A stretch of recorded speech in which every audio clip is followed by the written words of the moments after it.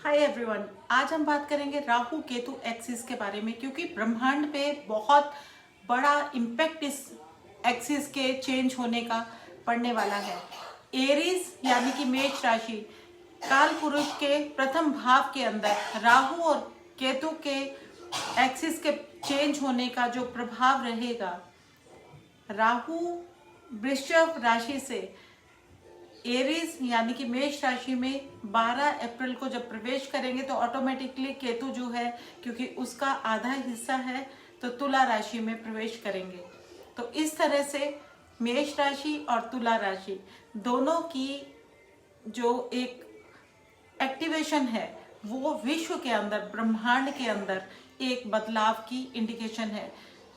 Power access जिसको हम बोलते हैं कि राहु जो है ये एम्पलीफायर है and Ketu is a डाइल्यूटर।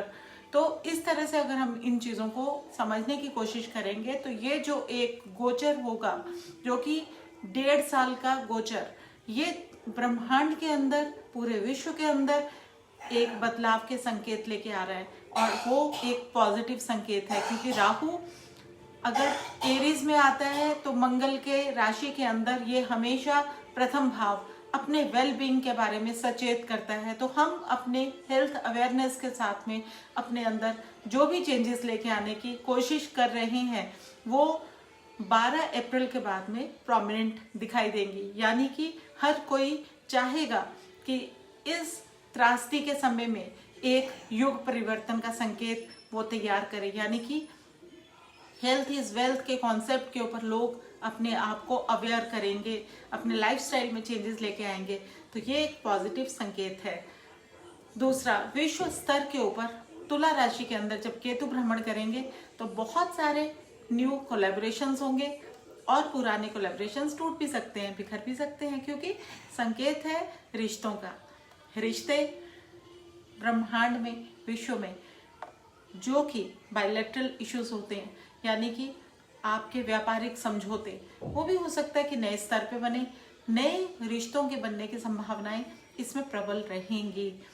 Rahu और केतु का बदलाव विभिन्न राशियों के ऊपर किस तरह के प्रभाव डालेगा, ये तो आपके बर्थ चार्ट के अंदर पर्सनलाइज तरीके से ही देखने पे संकेत समझ आते हैं। लेकिन इन जनरल हम लोग ये मान के चलते हैं कि जब भी राहु एरीज में आता तो Aries is a sign of new beginning, new initiations. तो परिवर्तन जो है वो स्वाभाविक है, परिवर्तन होगा और परिवर्तन अच्छे के लिए होगा, पॉजिटिव होगा। लेकिन कुछ एक लोगों के लिए अगर उनके मंगल की स्थिति अच्छी नहीं है, या राहु उन एंगल्स के ऊपर प्लेस्ड है जहां पे उसको नहीं होना चाहिए, तो वो दशा अंतरदशा के अनुरूप ही फल देगा। क्योंकि हमेशा डिलीवरी बॉयज जो होते हैं वो तभी वर्क करते हैं, उसी जगह पे वो डिलीवर करते हैं चीज़ों को जहाँ पे उनकी महादशा अंतरदशा चल रही होती है। तो स्वाभाविक है कि मंगल की स्थिति आपके चार्ट में कैसी है वो बहुत ज़्यादा प्रबल रूप से इम्पैक्ट डालेगी। लेकिन आप लोगों के लिए एक रामबाण उपाय मैं आपको देने जा रही हूँ कि ये जो 1.5 साल का समय रहेगा आप लोगों के लिए लाइफ चेंजिंग एक्सपीरियंस के साथ में पॉजिटिविटी लेके आए। तो उसके लिए आपको मंगल ग्रह को अगर आपने अपने कंट्रोल में करना है तो उसके लिए क्या करना है। सबसे पहली चीज, राहु कैसा भी प्लेस्ड हो, अच्छा है बुरा है, किस तरह से वो फल दे रहा है, उसको आप मत सोचिए। इत्र का प्रयोग करना शुरू कीजिए, वो भी सैंडलवुड इत्र जो है उसे आप कान के पीछे, जहाँ पे वो पॉइंट्स होते हैं जहाँ पे आपके पल्स बहुत तेजी से चलते हैं, यहाँ पे कान के पीछे, नेक पे, इन पॉइंट्स के ऊपर जब आप चंदन के इत्र का प्रयोग करेंगे तो राहु अगर बुरा है तो वो पॉजिटिव रिजल्ट्स देगा, अच्छा है तो वो और अच्छे रिजल्ट्स आपके लिए मैनिफेस्ट करेगा इन 1.5 सालों के अंदर। तो 12 अप्रैल के बाद का ये रेमेडी। दूसरा, मंगल ग्रह जो है वो कंट्रोल में आते हैं हनुमान जी के। तो रामचरितमानस एक ऐसा ग्रंथ है जो कि हनुमान जी, राम जी, इन सब की चरित्र गाथा से लिखा गया है, इन्हीं के ऊपर लिखा गया है। तो इस ग्रंथ को अगर आप अपने घर के अंदर स्थापित करते हैं तब भी आप पाएंगे कि राहु के जो रिजल्ट्स एरीज में होंगे वो आपके लिए बहुत पॉजिटिव होंगे। आपके लाइफ और जब भी आप इन 1.5 साल के अंदर प्रेयर्स करें, प्राणायाम करें या योग आसन करें तो कुशा से बने हुए आसन का प्रयोग करें, क्योंकि कुशा रिप्रेजेंट करती है राहु को। अगर आप कुशा के आसन पे बैठ के प्राणायाम करते हैं, डीप ब्रीदिंग करते हैं, अनुलोम विलोम करते हैं, योग करते हैं, तो आप देखिएगा कि राहु आपको माला माल कर देगा। आपके लिए जो भी बदलाव होंगे, जो न्यू बिगिनिंग्स होंगी, that will be very benefit. तो आप इस तरह से अपने इन 1.5 सालों का इस्तेमाल कर सकते हैं, क्योंकि ये एक ऐसा गोचर है जो काल पुरुष की कुंडली में प्रथम भाव को इंगित करता है, यानी कि सेल्फ बेटरमेंट की ओर आप चलिए। केतु जो है that is a point where karmic debts, उनको एग्जॉस्ट करने का आपको भगवान मौका देता है। तो केतु जब तुला राशि में आएगा तो वो रिश्ते जो आपको अब तकलीफ दे रहे हैं, वो रिश्ते जो आपके लिए बोझ बने हुए हैं, वो रिश्ते, वो पार्टनरशिप्स, चाहे वो बिजनेस की हो चाहे लाइफ में हो, तो वो अगर आपको एग्जॉस्ट कर रही है, जिनसे आप टॉक्सिक और नेगेटिव एनर्जीज फील कर रहे हैं, उनकी फिल्ट्रेशन का ये टाइम है। डाइल्यूट कीजिए उनको अपने लाइफ से। अगर आप नहीं कर सकते हैं, नहीं करना चाहते हैं, और क्योंकि प्लैनेटरी कॉम्बिनेशंस के आगे आप बाधित ही होते हैं, तो हो सकता है कि शुक्र की प्लेसमेंट आपके चार्ट में कहाँ पे है, उसकी एनर्जीज उस पर्टिकुलर रिलेशनशिप को ठीक करने में आप यूटिलाइज कीजिए।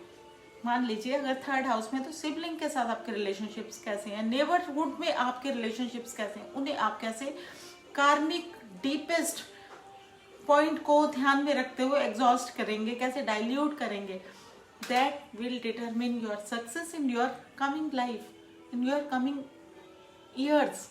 सो बार बार आपको कहूंगी कि दशा अंतरदशा के ऊपर बहुत चीजें निर्भर करती हैं। अगर दशा अंतरदशा आपको बता रही है कि वो आपके लिए प्रॉफिटेबल है, फायदेमंद है, तो आप उन चीजों को ध्यान से देखिए, समझिए, सोचिए, तब आप इन रेमेडीज को अप्लाई कीजिए। लेकिन जो भी उपाय मैंने आपको दिए, these are the simplest ways, जिनको आप अपनी लाइफ में अगर अप्लाई करते हैं तो आप अपने जीवन के अंदर बहुत ज़्यादा चेंजेस, पॉजिटिविटी, सक्सेस और ग्रोथ के आयाम को स्थापित कर सकते हैं इन 1.5 साल के अंदर। क्योंकि बहुत लोग जिन्होंने पिछले 2-3 सालों के अंदर, कोरोना काल के अंदर बहुत सारे लॉसेस झेले, बहुत सारी चीज़ें ऐसी थी जिनको उन्होंने मजबूरी में ढोया है, उन चीज़ों को, भार को उतार के रखने का अब टाइम आपके पास आ चुका है। अब इस टाइम का फायदा लीजिए। केतु के लिए उपाय होता है, गणेशा जी को आप दुर्वा चढ़ाइए। जैसे कि राहु के लिए ड्राइड दुर्वा है, ऐसे ही केतु के लिए ग्रीन ग्रास है। ये आपकी लाइफ में एक न्यू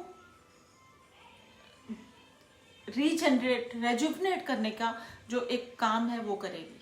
तो आपके जो डेड चीजें हैं, जो आपकी लाइफ में डेड रिलेशनशिप्स हैं, तुला राशि बिजनेस की भी है, पार्टनरशिप्स की भी है और आपके रिलेशनशिप्स की भी है। वो लोग जो अपनी मैरिज से रिलेट करते हुए इश्यूज को सॉल्व ही नहीं कर पा रहे, उनके लिए भी ये समय बहुत ज़्यादा अच्छा है। उन चीज़ों को रिजॉल्व कीजिए। रिजॉल्व करने से, कम्युनिकेट करने से ही रिश्ते जो बेटर बनते हैं। लेकिन अगर आप चाहते हैं कि मैं आपको राशि के अकॉर्डिंग इन चीज़ों के बारे में बताऊं, तो वीडियो बहुत ज़्यादा लंबा हो जाएगा। लेकिन मैं आपको बता देती हूँ, क्योंकि मेष राशि के लगन में लग रहा है, तो उनको सेल्फ बेटरमेंट के ऊपर वर्क करना है। उनको ये देखना है उनके लिए क्या अच्छा है, क्या बुरा है।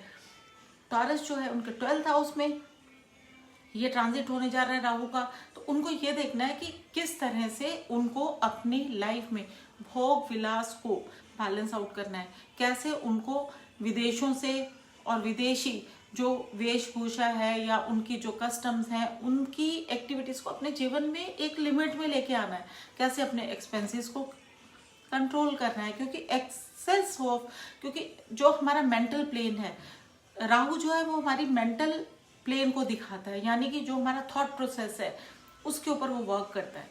तो जहां पे हमारी एनर्जी लगेगी, जिस घर में वो गोचर करेगा, जिस राशि से, मून यानी कि चंद्रमा की राशि की हम बात कर रहे हैं, चंद्र राशि से वो 12th में, वृषभ के लिए 12th में वर्क कर रहा है, तो उनको अपने अगर एक्सपेंसिव पे वर्क करना आ गया, अपने लग्जरी, अपनी चीज़ों पे कंट्रोल करना आ गया, तो बाद बात करते हैं मिथुन राशि की। मिथुन राशि के 11वें भाव में राहु गोचर करेंगे और ये समय उनकी मेंटल एनर्जी लगेगी how to improve their networking and the incomes. तो जो पैसा कमाना है और नेटवर्किंग को इम्प्रूव करना है, इसके ऊपर मिथुन राशि की मेंटल प्लेन के ऊपर एनर्जीज जो हैं फोकस्ड होंगी। और ये एनर्जीज अगर वो उनका मंगल सही जगह पे प्लेस्ड है चार्ट के अंदर तो बेटरमेंट पॉजिटिव रिजल्ट्स देगा। दशा अंतर्दशा अच्छी चल रही है तब अच्छे रिजल्ट्स आएंगे। अगर उनके राहु के ऊपर या उनके मंगल के ऊपर कोई पॉजिटिव इम्पैक्ट है तब भी उनको दशा के रिजल्ट्स बहुत अच्छे आएंगे। तो मिथुन राशि वालों के लिए यह समय सुनहरी अवसर प्रदान करने वाला है। कर्क राशि के लिए क्योंकि उनके 10th हाउस में लगेगा तो हो सकता है कि उनके वर्क प्लेस के ऊपर स्टेटस के अंदर कुछ एक चेंजेस हो, कोई प्रमोशंस हो सकते हैं अगर उनके पॉजिटिव मंगल की पोजीशन चार्ट के अंदर है। अगर हम बात करते हैं सिंह राशि की तो उनके 9th हाउस में है तो हायर लर्निंग की तरफ उनका रुझान बढ़ सकता है। हो सकता है कि उनके लाइफ में अपग्रेड करने के लिए वो कोई कोर्सेज कर लें, कोई न्यू बिगिनिंग्स कर लें या उन्हें विदेश जाने के मौके मिले जिससे कि उन्हें कुछ एक लाभ प्राप्त हो। तो इस तरह से, लेकिन पिता के स्वास्थ्य और पिता के साथ वैचारिक मतभेद के संयोग भी इस समय में उनके लिए बनेंगे। कन्या राशि के लिए क्योंकि अष्टम भाव है तो अष्टम भाव की जो राहु का गोचर होता है वो एक तरह से ये बताता है कि अगर वो out of the box thinking के साथ में ब्राइब लेते हैं या अंडर द टेबल कुछ एक अपनी एक्टिविटीज करते हैं तो वो उन्हें ट्रैप भी कर सकती हैं, उन्हें फंसा सकती हैं। तो कन्या राशि को सचेत रहने की बहुत ज़्यादा जरूरत रहेगी। उनके ससुराल से संबंध हैं वो बिगड़ सकते हैं, उनके इंश्योरेंस से रिलेटेड मैटर्स हैं उनमें कोई व्यवधान आ सकते हैं। तो इस तरह से उन्हें बहुत ज़्यादा ध्यान देना। और अगर रात के समय वो ट्रेवल करते हैं तो उस समय में कुछ एक एक्सीडेंटल इश्यूज हैं जो उन्हें मुसीबत में डाल सकते हैं। तो एक्सीडेंट से बचना है, रात के समय के ट्रेवल को अवॉइड करना है। कन्या राशि के लिए ये समय बहुत ज्यादा सावधानियों का रहेगा।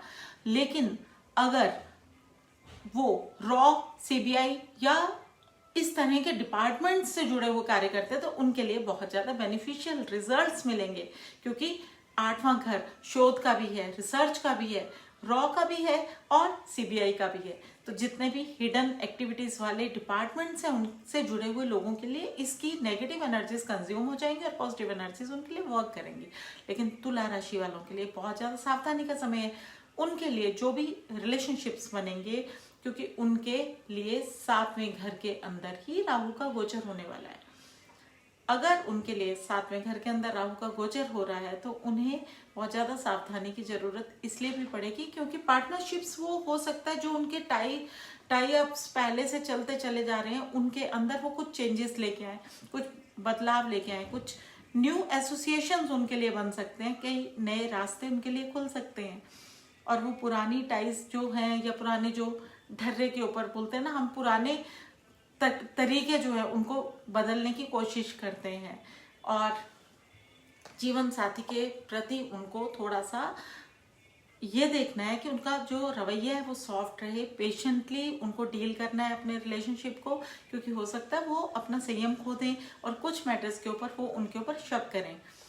तो इस तरह से तुला राशि के बाद वृश्चिक राशि की अगर हम बात करते हैं तो उनके 6ठे घर में जो स्थितियां बनेंगी तो उनको वर्क वाइज सफलताएं दिलाएगा क्योंकि राहु का गोचर 6ठे घर में बहुत अच्छा माना जाता है। अगर वर्क वाइज उनको पॉपुलैरिटी मिलेगी, वर्क के अंदर उनको नए तरीके की जो तकनीक वो, क्योंकि टेक्नोलॉजी को भी रिप्रेजेंट करता है राहु। अगर टेक्निक्स के ऊपर बात करेंगे तो वृश्चिक राशि वालों के लिए ये समय जो है ये उनके अपने अस्तित्व को लोगों के अंदर मजबूत करने का रहेगा, यानी कि वो अपने कार्यशैली की वजह से लोगों में पॉपुलर हो जाएंगे तो पॉपुलैरिटीज उनको मिलेंगी। लेकिन बार बार मैं कहती हूँ मंगल की स्थिति देखिए, अगर आपका मंगल सुदृढ़ स्थिति में है चार्ट के अंदर तो रिजल्ट्स बहुत पॉजिटिव होंगे। दशांतर दशा अगर अच्छी है तो भी रिजल्ट बहुत अच्छे होंगे। और आपके जन्म का राहु कहाँ पे बैठा है और उससे गोचर का राहु किस एंगल पे है इसके ऊपर बहुत चीजें निर्भर करती हैं। लेकिन इन जनरल ये गोचर 6ठे घर का आप लोगों के लिए बहुत ही शुभ होगा। धनु राशि जो है उसके लिए 5म भाव यानी कि romance, fiery planet in the house 5th house, तो आपके रोमांस के अंदर एक ये जो स्थिति रहेगी ये बहुत ज़्यादा शुभ रहेगी धनु राशि वालों के लिए, यानी कि उनके रोमांस में कुछ एक चेंज आएंगे, कुछ एक्सपेरिमेंटल चीज़ें होंगी, कुछ सरप्राइजेस होंगे, लेकिन उनका रोमांटिक लाइफ जो है वो इम्प्रूव हो जाएगा। पास्ट लाइफ के पुण्यों की वजह से उनकी लाइफ में कुछ गुड रिजल्ट्स भी अपने आप आने शुरू हो जाएंगे, क्योंकि पुण्य जागृत होंगे। पिछले जन्म के किए हुए अच्छे कार्य जो होंगे वो भी इस जन्म में राहु के इस पोजीशन के ऊपर आने की वजह से उनको अच्छे रिजल्ट्स देने की एक कैपेबिलिटी रखेगा। इसके बाद हम बात करते हैं मकर राशि की। मकर राशि यानी कि उनके लिए फोर्थ हाउस में राहु का जो ट्रांजिट होता है, ये मदर की हेल्थ को लेके बहुत बार चिंता का विषय बन जाता है। यानी कि आपकी जो एनर्जी कंज्यूम होती है, दैट एनर्जी इज कंज्यूम कि घर के अंदर का वातावरण अच्छा रहे, घर के अंदर जो सौहार्द है वो बना रहे, घर के अंदर माता की जो सेहत है उसकी वजह से हो सकता है कि आपके जो प्रोजेक्ट्स हैं वो पेंडिंग हो जाएं। तो वो इश्यूज जो आपने अभी सॉल्व करने के लिए अपनी मनी सेव कर रखी थी, हो सकता है माता की सेहत के ऊपर आपकी खर्च हो जाए। तो इस तरह से मकर राशि के लिए थोड़ा सा प्रॉब्लमेटिक समय रहेगा। बैलेंस आउट करना है। राहु की रेमेडीज मैंने आपको पहले बताई हैं, वो कीजिए। रामचरितमानस अपने घर के अंदर स्थापित कीजिए। दुर्गा कवच आप कर सकते हैं, दुर्गा चालीसा आप रोज पढ़ सकते हैं। कुशा के आसन पे बैठ के आप मेडिटेशन कीजिए, ध्यान कीजिए। मेडिटेशन यानी कि अनुलोम विलोम प्राणायाम योग, इसकी हम बार बार चर्चा इसलिए करते हैं। और चंदन का इत्र एक ऐसा प्रयोग है जो हर कोई कर सकता है और बहुत इजी है। जिनके लिए राहु की ये गोचर पॉजिटिव है, नेगेटिव है, जिसको कुछ भी समझ में नहीं आता, उनके लिए रामबाण उपाय है। चंदन का इत्र ले आइए उन पॉइंट्स के ऊपर जहाँ पल्स आपके शरीर पे बहुत तेज चलती हैं, कान के पीछे, नेक पे, इन जगहों पे, नर्व्स पे, यहाँ लगाइए। आप देखिए इसके रिजल्ट्स बहुत अच्छे आपको महसूस होंगे। इसके बाद हम बात करेंगे कुंभ राशि की। तो कुंभ राशि के लिए जो थर्ड हाउस है, यहाँ पे राहु गोचर करेंगे, यानी कि उनका जो रुझान रहेगा नेबरहुड में कुछ इम्प्रूवमेंट की जाए, अपने सिबलिंग्स के लाइफ में वो कैसे चेंजेस ला सकते हैं, उनके साथ अपने कैसे रिलेशंस को बेटर कर सकते हैं, उनका जो कम्युनिकेशन होगा उसके अंदर एक एग्रेशन रहेगा, उसके ऊपर मिसअंडरस्टैंडिंग्स भी वो क्रिएट करवा सकते हैं, क्योंकि वो इतना बोलेंगे, इतना इंटरफेयर करेंगे कि वो एक लेकिन थर्ड हाउस का राहु हमेशा ही अच्छा माना जाता है, क्योंकि ये घर हम लोगों के कम्युनिकेशन में एक शार्पनेस को भी लेके आता है। यानी कि हम अपनी बात को एक वजन के साथ लोगों के आगे प्रेजेंट करते हैं, रखते हैं, और वो ही एक क्वालिटी होती है जो कि हमको लाइफ में आगे बढ़ने से नहीं रोक सकती। इसके बाद हम बात करेंगे मीन राशि की। उनके सेकंड हाउस में, यानी कि वेल्थ, फैमिली और फाइनेंस, इसके अलावा जो सेकंड हाउस होता है हमारे उन रिश्तों का भी होता है, स्पाउस का, वो 8th हाउस है। यानी कि आपके पति के ससुराल, तो आपका भी ससुराल हुआ, आपके पति की फैमिली, आपके पति का ससुराल, आपका कुटुंब हुआ। तो फिर आप देखिए कि किस तरह से सेकंड हाउस का राहु आप लोगों को ट्रबल में डाल सकता है। तो मीन राशि वालों को चाहिए कि वो जरूरत से ज़्यादा उपाय करें, राहु से रिलेट करते हुए उपाय करें। यानी कि उनको अपने घर को ऑर्गेनाइज्ड रखना है, डीक्लटर करना है, ऑर्गेनाइज्ड रखना है, क्लीन रखना है। राहु मीन्स गंदगी, तो राहु को डिटॉक्स कीजिए, उसकी एनर्जीज को आप क्लीन रखिए। राहु जितना ज़्यादा आप सफाई की तरफ ध्यान देंगे, राहु आपके घर में बेटर रिजल्ट्स देगा, दैट इज फॉर श्योर। और वो बहुत सारे लोग होंगे जिनका पैसा जो है फैमिली के गलत डिसीजंस की वजह गलत जगह में फंस सकता है, वो मीन राशि के लोग होंगे।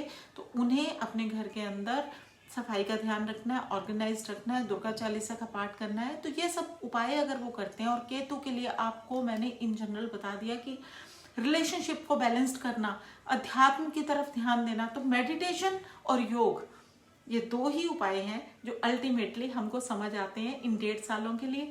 यानी कि अपनी एक प्रैक्टिस बनाइए कि डेली आपने मॉर्निंग वॉक करनी है एंड कनेक्ट रखना है नेचर के साथ। केतु बोलता है कि नेचर के साथ कनेक्ट रखिए, इसीलिए ग्रीन दुर्वा का बात की जाती है कि ग्रीन ग्रास जो है वो गणेश जी को चढ़ाइए, ताकि आप नेचर के पास जाएंगे, वहां से ग्रास तोड़ेंगे, then you offer it to lord Ganesha.